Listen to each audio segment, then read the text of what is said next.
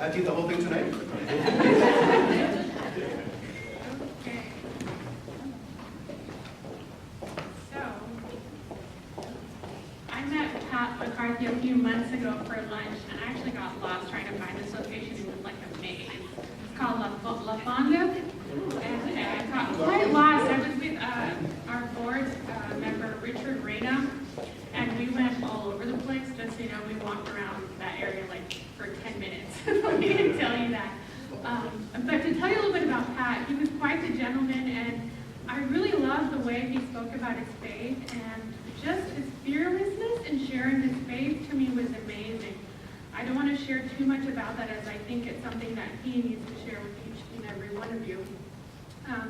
But he is a cradle Catholic. Just in case you didn't know this about him, he is a captain for Southwest Airlines. He was also a fighter pilot, and I know a couple of people were excited about that. Something that touched me about you was, man, I want to share the story and I can't share the story. Okay, so I'm just going to not give the story away. But he's a cradle Catholic. He loves going to daily mass, and I love going to daily mass. So right then and there, I was like, okay, I like this guy. To learn a little bit about him, he has a bachelor's in biology from the University of Missouri, a master's in economics with an emphasis in manpower economics from Utah State University, and professional accreditation in military and public administration areas. His work history spans 52 years, starting by selling newspaper subscriptions to his current job as a Boeing 737 captain for Southwest Airlines. His Catholic faith was instilled by his loving parents, enhanced by 4 years of Catholic school education, and refined by service as an altar boy, lector, usher, Eucharistic minister, parish council member, president, and vice president. As a Catholic man, he enjoys reading devotions, praying the Rosary, and enjoys daily mass as often as possible. And without further ado, here's Captain Pat McCarthy.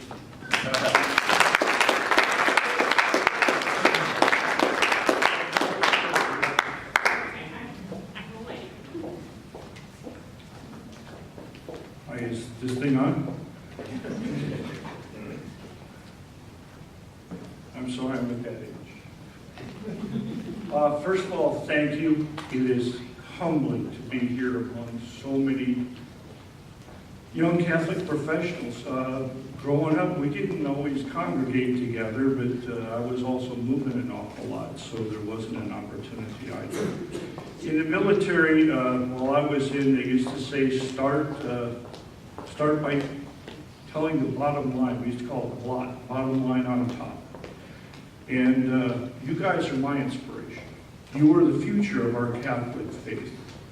You are the torchbearers. I know in talking to Denise, our biggest discussion point was prosperity. Because I know that humility and the narrow gate and everything is a big part of our culture. But it's okay to be prosperous as long as you maintain your humility, your charity, and particularly your inspiration to others. I also learned that you should always start with a joke. So in case this is boring, I've got two, but they're seasonal appropriate. What do you call the Irishman outside your back door? Patty of furniture. Is this thing on?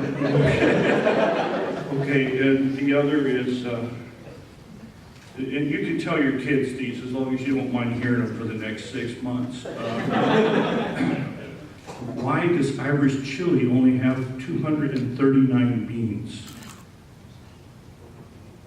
Exactly. One more BT party. Okay. Okay. That's the risque part of my speech. Victor, I know you were a little worried if I was going to go there. So, I told Denise I would start off with a statement. If the only way people know that you're a Christian Catholic is they see you at church on Sunday, you might not be doing it right. Okay? Our job is to inspire daily. You already mentioned I have beautiful, loving parents, beautiful siblings. Some of the people in my life who impacted me the most and my faith the most was my Aunt Marilyn, who in the 30s got meningitis, contracted a horrible fever, and it burned her brain up. And she spent her adult life mentally retarded. But the one thing that she could always say was, I love you this much. And you knew it was coming from her toenails when she said it. And I believe that that's how God feels about us, that he loves us this much. Another was my grandmother, and I loved her. She took us to daily mass, but you never wanted to be saying a rosary with her because she could knock one out in under 5 minutes. But even worse than that was grace, because it would normally take 20 minutes before you got to the food. So, Grandma, I love you. And finally, my Uncle Bill. A lot of people talk about privilege these days. And I am exceptionally privileged. During the Depression, my grandfather disappeared. My grandmother got ill, her youngest daughter passed away, and 5 boys ended up getting shuffled from house to house in the northern Ohio area. They ended up in an orphanage. So I'm one generation removed from an orphanage. My Uncle Bill, who was 14, saw the situation, and he ran away. And he got a job at the railroad. And then he'd sneak back at night. And back then the nuns were running the orphanages, so I guess they had a pretty tough union back then. And they let him back in so he could sleep. He'd keep his coveralls outside in the morning, get up, shower, put on his coveralls. And he'd keep doing this until he saved enough money to get an apartment. And then he took the next oldest boy. And they hot bunked it, working opposite shifts until they saved enough money to get a 2-bedroom apartment. And that 14-year-old boy single-handedly reconstituted the whole family. So I am privileged to have that level of character in my history. And I hope that I can do as well as he did. I think our biggest value as Catholic Christians is in listening. And I know I talked to my pilot buddy back here, and if you're not listening while you're out flying, you're probably going to get run into. So I know that in Catholic school, when I was a youth, it's amazing how God talks to you when you're not even listening, and you should be. I can recall as a 3rd grader staring out the window as 3rd graders are prone to do, particularly boys. And a big old ruler smacked down on my desk. And Sister said, Mr. McCarthy, yes, sister, do you really think you'll find a job where they'll pay you to look out the window?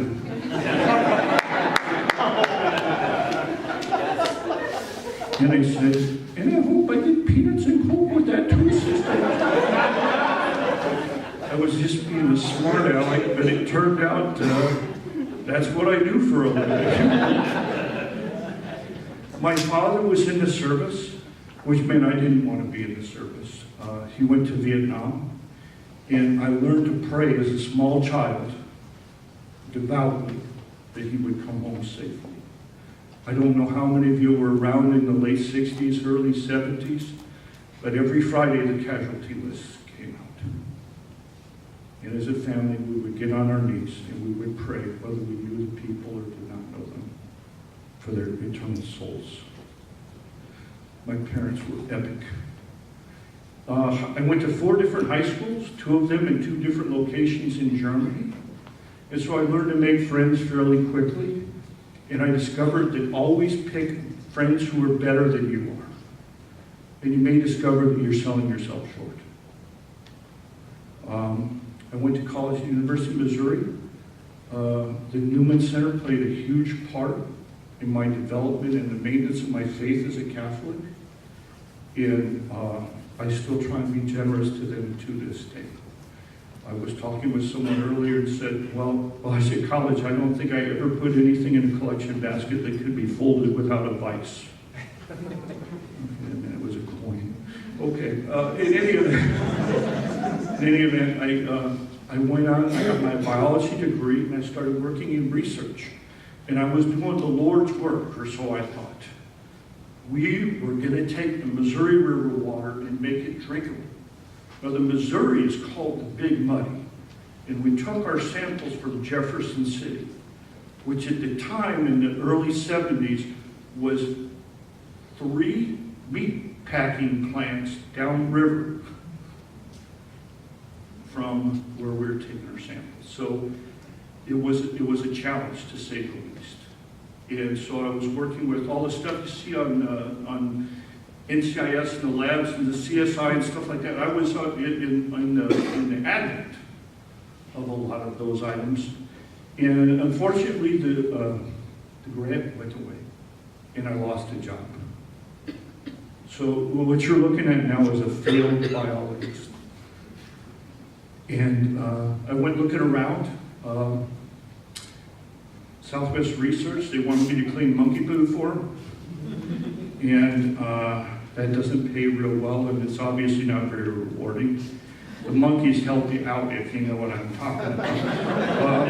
And I worked for a while as a volunteer over to Carnet Word on a study, a diet study using rats, just to build a resume, but no one was hiring back then. And so I went to a Air Force recruiter, and I walked in on the perfect day. And again, God whispered, because the recruiter said, after looking at my qualification tests, you've got 20/20 vision and a college degree. Do you want to be a pilot? Sure, why not?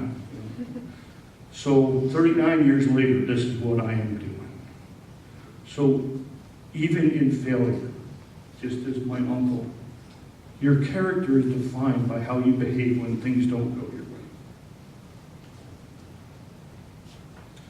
My marriage was a failure. It led to me meeting Victor Negron, possibly one of the greatest friends that I have.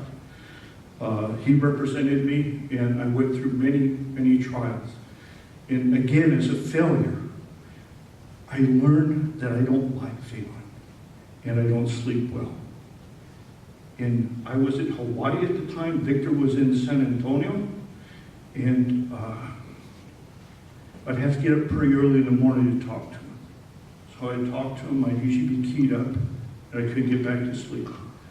So I decided I need to do something with this energy. And I read the Bible from cover to cover.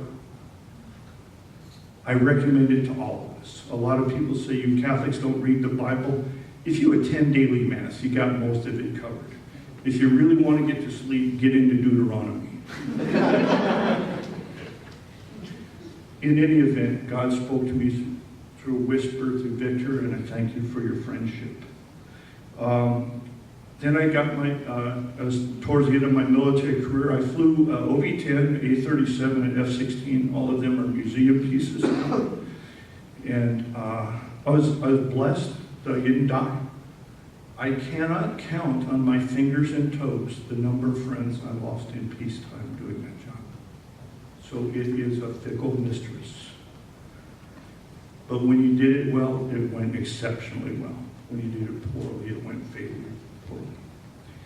Anyhow, at the end of my career, again, another friend whispered to me, said, "Do you think you're going to be a general or anything?" And I go, "No, I don't think I am." He goes, "You might want to consider this." And he slid some papers towards me, and it was an application package for Southwest Airlines. And that's what I've been doing ever since. Here are some lessons that I've learned. Listen. And I don't know how many times I wasn't listening, but God spoke. You know that one story, I think it was Elijah and Elisha, you know, is the Lord speaking in the earthquake? Is the Lord speaking in the storm? No, it's generally a whisper. okay? Be grateful. I am ridiculously blessed. I was telling Denise, she goes, well, how do you show your faith? And I go, well, I try and greet everyone who comes on board my airplane. And when they say, how are you doing? I say, ridiculously blessed. I stole that from David Robinson, and you're welcome to steal it from me. And some of them will query me. Some of them are off-put. A lot of believers feel as though they're no longer alone. The other thing I do is I say the Rosary every day, and I'm not sure how many people notice, but I've got a ring rosary. People sitting at work saw it and went, what are you doing with the punk ring? I go, well, it's a rosary. And they go, what's that? And I explain it to them, and I end up giving out over 200 of them before it became cost prohibitive. I also managed to recapture some fallen Catholics who had forgotten, who loved to say the Rosary with their parents or grandparents, and I reintroduced it to them. And my only request was to say a decade for my son, who is currently a lost soul. Talents. How many of you all remember that parable that the Lord told us about the master going away and giving 10 talents to one servant and 5 to another and 1 to a third? And what he said to those who used their talents was, well done, my good and faithful servant. I hope that the Lord greets us all that way when we meet him. Don't bury your talents. I've had friends who've done that, and they are still waiting to start their lives. I'm 62, and they still haven't begun.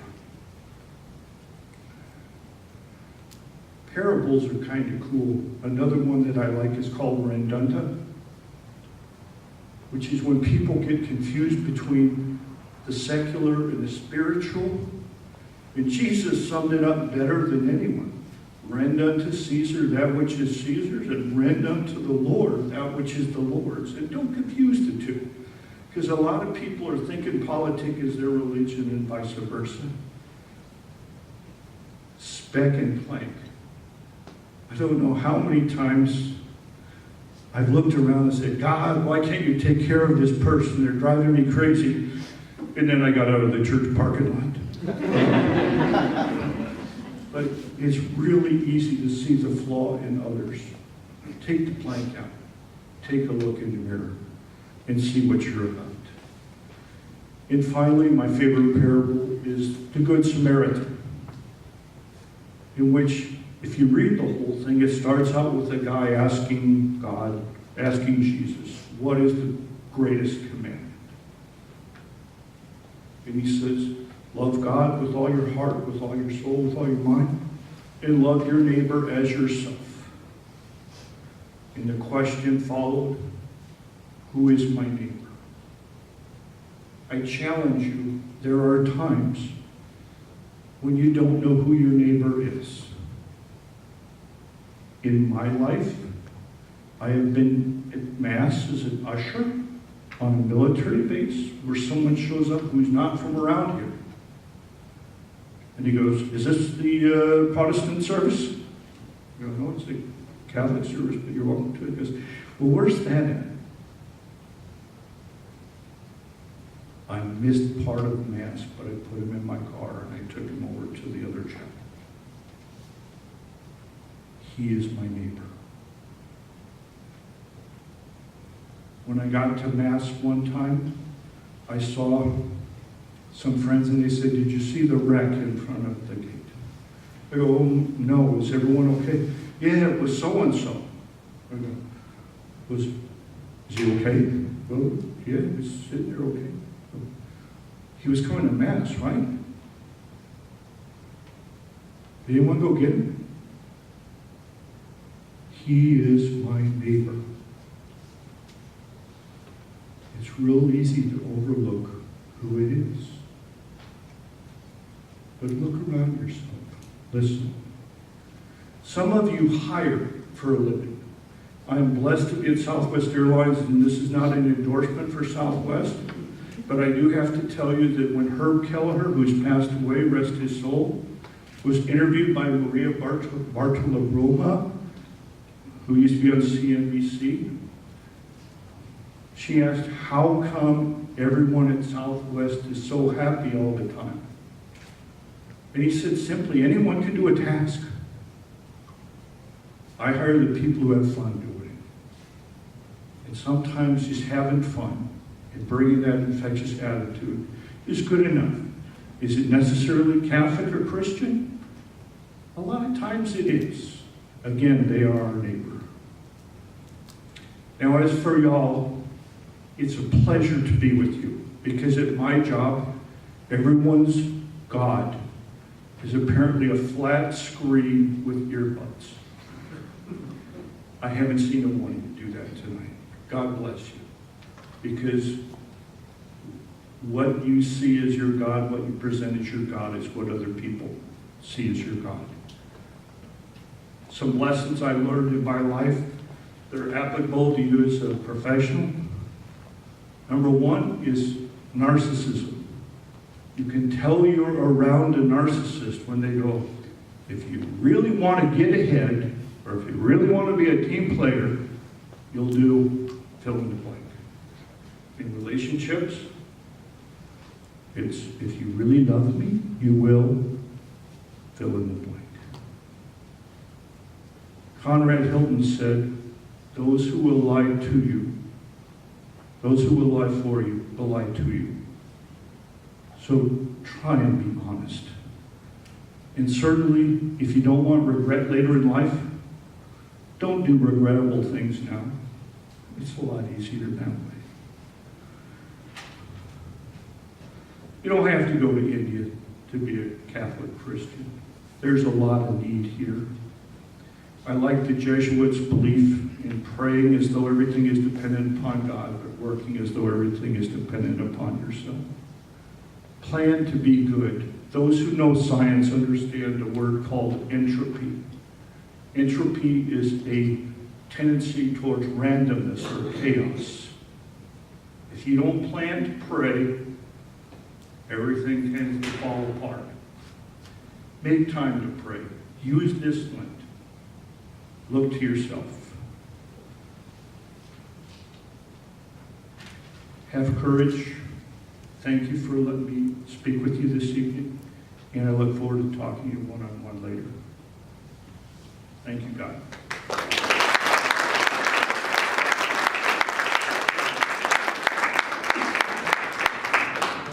So we're going to have a Q&A now. If you would raise your hand, and then he'll call upon you, and you can go ahead and stand and ask the question.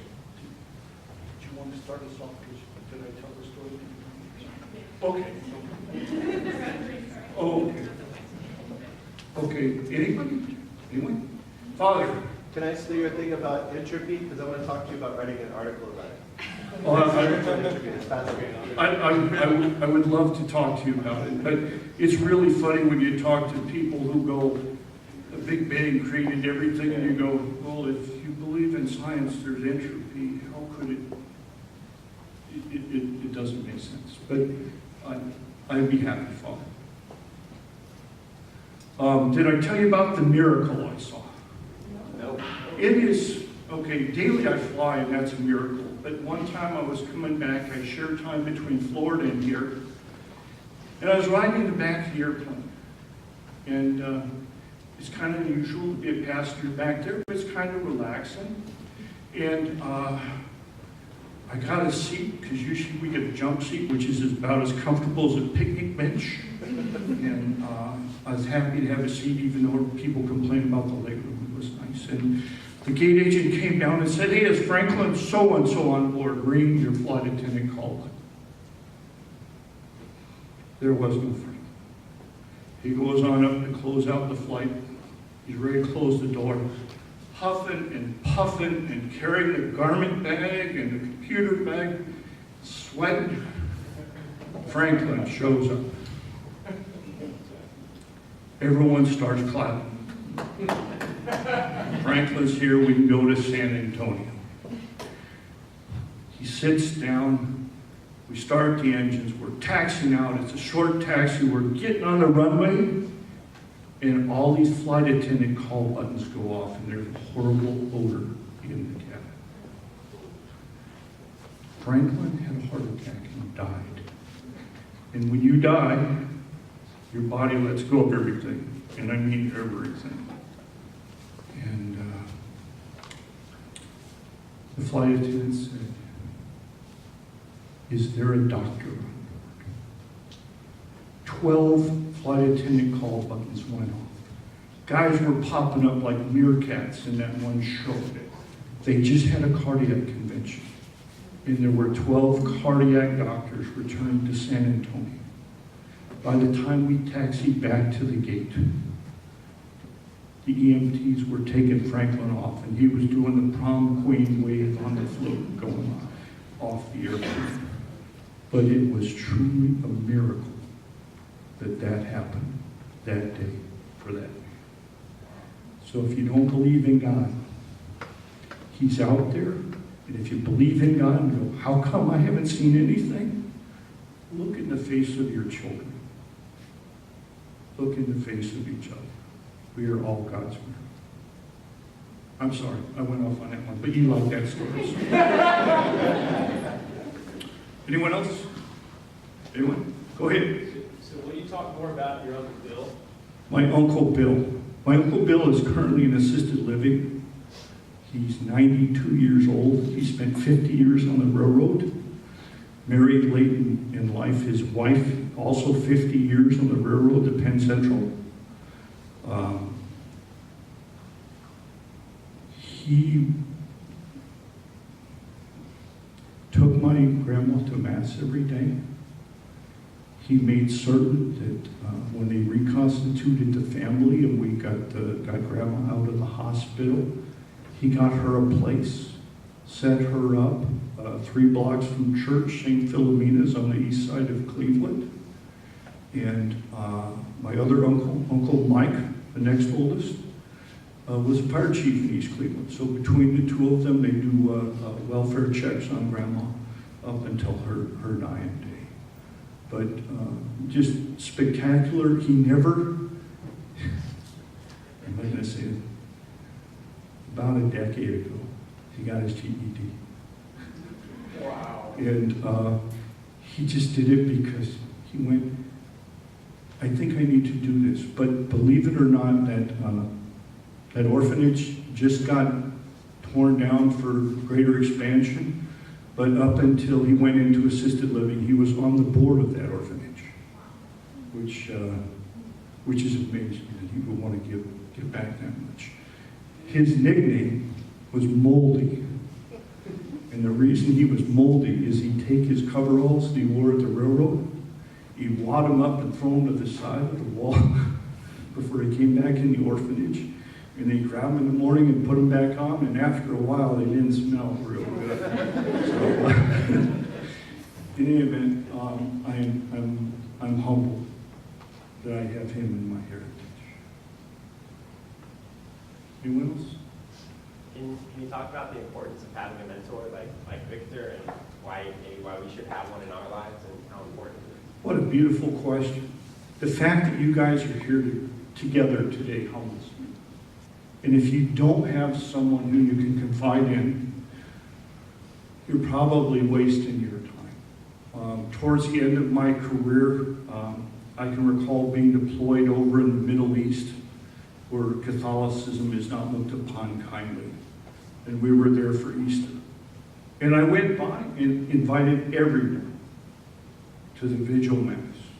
And I said, oh, by the way, I'm reading. If you want a part, pick one quick. So, but you've got to have someone who you can confide in and who has a vested interest only in your well-being. If it's a romantic interest or a business interest or anything like that, sometimes that gets a little bit clouded. And it's probably better that you just have someone who is rock all this last week in church, and oh my God, there are some good words in there. Did that answer your question? Yes, sir. Okay. Sir. Being a Korean Catholic and still practicing is a pretty remarkable feat in its own right. What did your parents or your family do to kind of put you on that track? They set a good example. They were loving. They were highly imperfect, okay? Highly imperfect, but so am I. But they made certain I got to church. They made certain I received the sacraments. As a boy, my brother and I, when we were small, 5 and 7, we actually drove Grandma out of her own house. Okay? And I'm not sure if you have boys about that age, but anything she told us not to do, we're like, please do this. And my Uncle Mike, the second oldest of Dad's brother, showed up and he goes, where's your grandma? And we're across the fence eating cherries off the cherry tree that she told us not to. But in any event, Grandma even put up with us after that. He went in the house, the phone rang, she called from like the equivalent of a 7-Eleven, said, I'm not coming back until those demons are out. So the patience to put up with us, the patience to keep us engaged, the beauty of sending us to Catholic school, the confidence to allow us to go to public school. When I graduated college, my dad came to pick me up when it was a weekend. He goes, well, what time's Mass? I go, well, do you have a vigil Mass at 5 or they got one at 8 and it's over here at the Newman Center? And really, he was asking, are you going to Mass? And I was too stupid, I didn't know that. But he wrote a check to the Newman Center. And my mom was very angered because it was a fairly large check. And she said, why did you do that? And he said, they have helped my son maintain his faith in an environment that's not conducive to that. Does that answer your question? Very much. Okay. Sir. Going back to whenever you were doing some research work and they let you go, is there maybe something, maybe from a faith perspective or maybe a professional perspective, that maybe you wish you would have known during that time whenever you were looking for work and couldn't find work? You know, I was going to save the world. I think all of us believe that at some point in our life. And I was discussing with someone earlier tonight, you know how to make God laugh? Tell him your plans, okay? And that was my plan. I did, I exhausted what I thought were things I could do. Other lines of work I could have gotten into, I had a minor in chemistry, and there were a number of fertilizer and chemical companies I could have gone with. But that it didn't speak to me. Nothing spoke to me, and I have bumbled throughout my life. I am possibly the most successful bumbler there is out there. And it's all due to God, because frankly, he whispered to me at the appropriate times. And I heard it. Does that answer? Yes, sir. Okay. Anyone? Victor? Can you talk a little bit to this group about where the whispers come from or have come from in your life? For example, where is it that you hear these whispers? What are you doing when you hear these whispers? I think every boy is part ADD, so I'm obviously not paying attention. But generally it helps. If you have some quiet time to yourself every day, I mentioned I like to do a daily devotion. It's sitting next to the toilet, if you know what I'm talking about. Sorry about it. But it's a quiet time, okay? But you have to have some time for yourself. And not everyone seems so engaged with electronic devices and having to take kids here, having to do this, having to get back to work, having to get to dinner. Make some time just to sit and thank God and listen, okay? It doesn't have to be a lot of time. but it has to be dedicated time. You have to plan that time. Does that answer your question? Sir? Talk about marriage. Can you talk to us, in a world where divorce rates are so high, how you navigate through that? How will we have to do that, or how we should do Victor, I should probably have you take this one. But I married a professional divorcee who I met in church. So if you think if you're in church that the devil can't get there, as the nuns taught me when I was a kid, I'm sorry. There are some people who are exceptionally narcissistic even in church. I myself love the back row now because I can see everybody from there.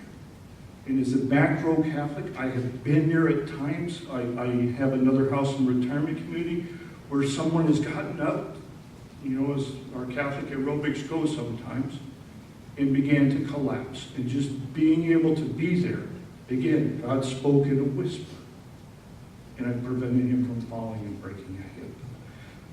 In terms of marriage, there are two things you never ask a pilot about. Relationship advice, because generally we're horrible at it, and investment advice. The joke is, where's my investment guy? You're him. Do you know how to make a pilot a millionaire? Give him $2 million.